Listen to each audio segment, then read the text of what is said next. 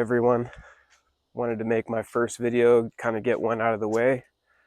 Kind of fitting that I'm walking through my own neighborhood where I bought my first house, and just kind of wanted to talk to you about the journey I'm on, and from getting my license to kind of where I'm at now.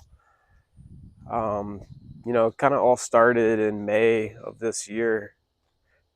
My best friend, who's in Gainesville, he got his real estate license, and he had kind of given me a call and like, hey man, you need to get out of food and beverage and get into real estate.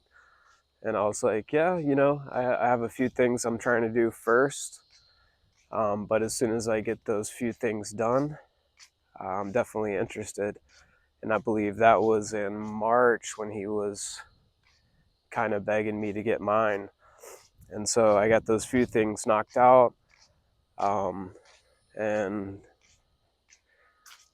by May, I decided to finally get into it. So I downloaded a course online, which, for some online teaching, it's not as effective as if you are in the classroom. But for me personally, being in food and beverage, my schedule, it's tough to kind of go into the classroom on a certain day for a certain amount of hours and take the chance if I don't like the teacher, if the person trying to teach me the vital information isn't someone that I see eye to eye with or I could vibe with, then the classroom wasn't for me. For me, the self-paced uh, was the way to go. I could do 2 hours, 3 hours, 30 minutes, an hour, whatever I kind of needed at the time. And so it really worked for me. The app that I was using, you could do a lot of it on your phone. So if I was heading on the way to work, I could do a quick 30-minute lesson. I could take a quick little study guide. I could look at a practice quiz, and just go over the material as much as I could when I could. So for me, the online worked out really well. When it came time to take my test, I after I completed the online course, which it's 60 hours. It's not easy. It's not simple. It's a lot of material. But by the time I was done with the course, um, I gave myself the time to study. I think I gave myself like 2 weeks before I scheduled my test taking, and I studied, anywhere from 30 minutes to an hour a day, just kind of going through the material. Um, I joke a lot because I asked my best friend, I was like, hey, can you tell me anything on the test that, that you remember that was difficult? And he's like, I don't remember. I'm like, well, that doesn't really help. And he's like, well, it's really, really hard. And I was like, well, what on the test made it hard? And he was like, I don't remember.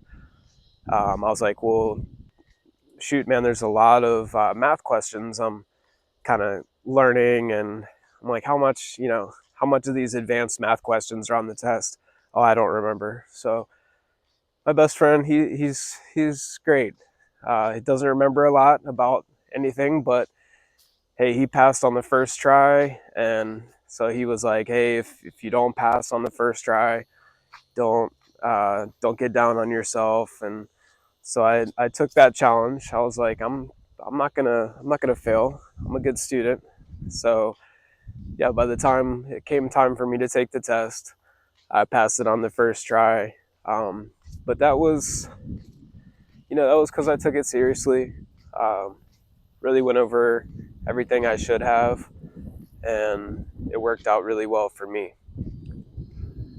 So the one thing I will tell you, cost wise, it wasn't that bad. Online, the course was, I'm gonna say, like $150. And that came with study guides, the glossary, math study sheet, formulas, things like that. So the cost up front for that wasn't bad. The application to the state wasn't bad either. I think it was like half off with, DeSantis, who was our governor. There was like some rates cut for that. So the cost to apply to the state wasn't bad at all. The test taking, I believe, was like $40. So altogether, just to kind of get in the door, it was like $250 or so. But again, it's kind of up to you to look at things as closely and pay attention as much as you can, or you will fail that test. Like that test wasn't the easiest. Definitely nerve wracking with all the questions on there. It's 100 questions. You have to pass with a 75. So there's not, there's a little bit of wiggle room, but not a ton.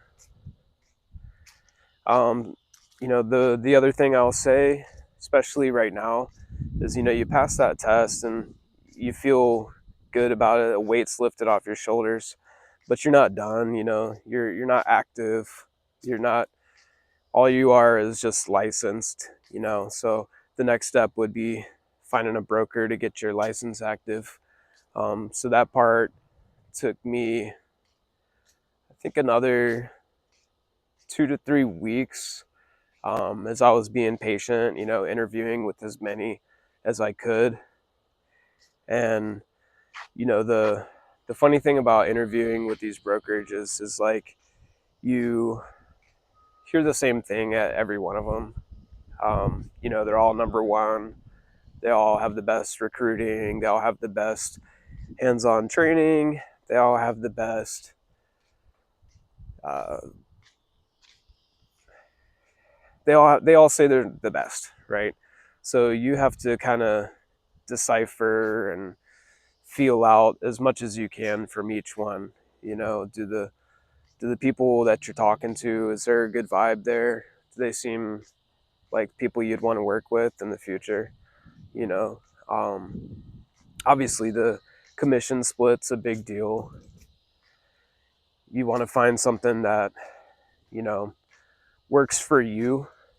Um, I will say, if you're jumping into 100% commission for yourself and zero for your broker, and all you're paying is desk fees or duties or whatever you want to, and joining fee, whatever you want to call it. If you're getting 100%, most likely you're an experienced agent and you know what you're doing. For people like myself that are going to need a little bit of a guidance, and as as much as my support system is strong, you know, I have all the tools I need and the people around me to succeed. You want to kind of see a split that's fair, but also if you're splitting 30 to 50% of that split, you kind of need something in return. So that's definitely something you want to look at if you're entering into a brokerage as a new agent.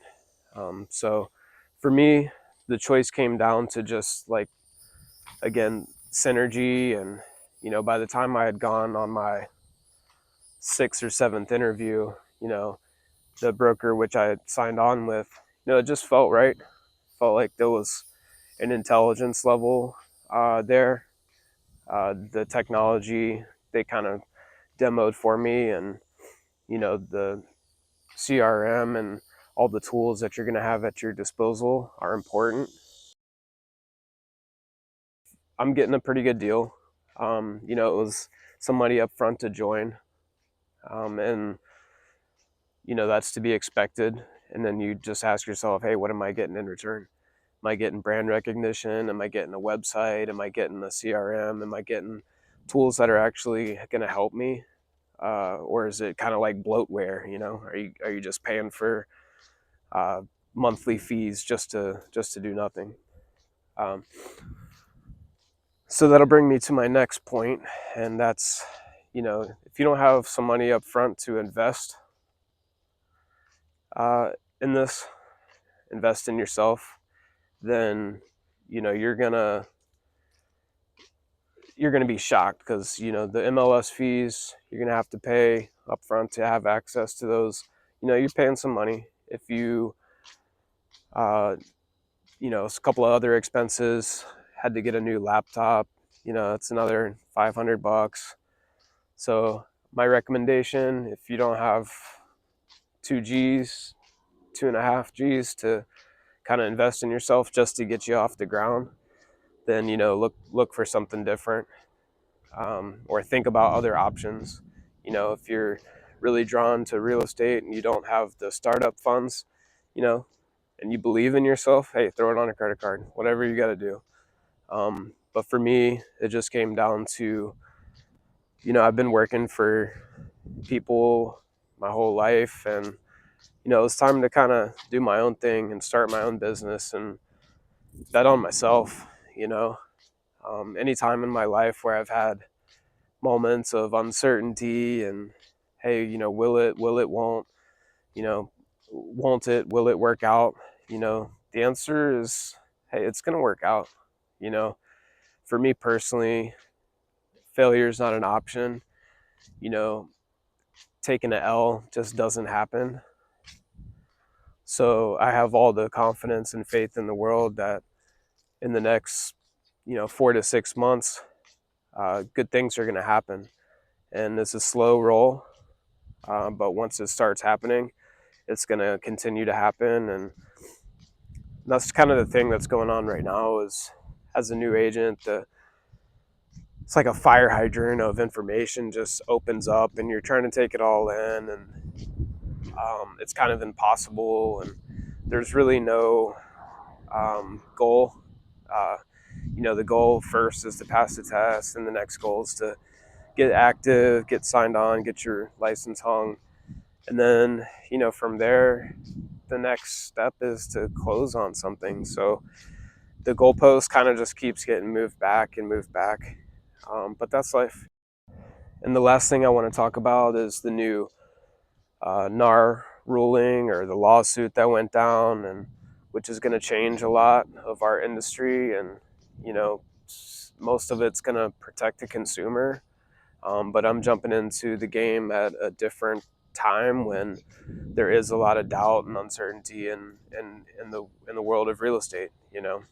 Um, Things are definitely different. If before, the seller would typically be responsible for paying the commission of both their selling agent, and then that seller's agent would share the commission with the buyer's agent.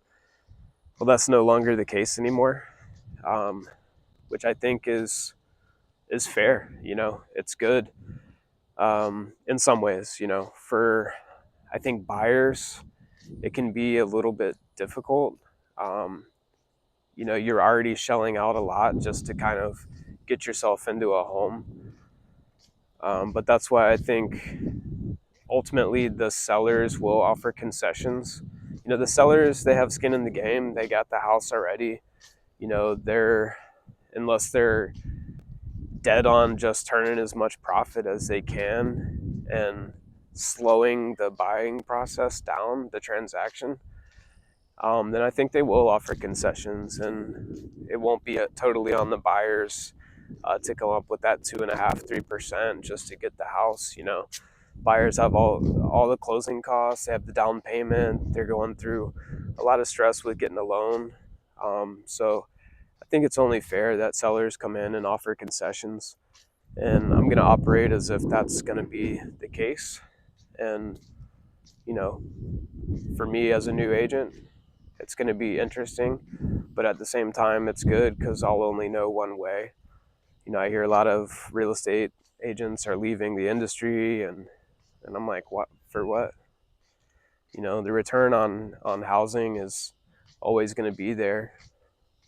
It's not like anything's changing really too much. But that's the general take right now. Is a lot of people are kind of like in a wait and see mode, and I get that. So stay tuned with that. I'll probably talk about that again in the future. So the one thing I will say, just kind of coming into the business, is a lot of the way like agents are, it's like very braggadocious. Like, I'm number one. I've closed on this many properties in this last year. Basically, like, I'm the shit. I'm the shit. And I understand why it's done, is because you have to kind of sell yourself in this industry. But at the same time, like, sometimes you just want somebody that's level-headed and going to be the calm during the storm that is that home buying process and home selling process. And if you're getting just a bunch of people that are like, I'm the best, I'm better than everyone out there, then you kind of get into a mindset that, it might not be for you. And this guy might kind of scare you off, because if everyone says they're best, and then how do you know who's actually good? So I'm going to rely on just making that connection with people, being honest, open, and being the genuine person that I am. And I think that's where the truth lies. In a world of trustless society and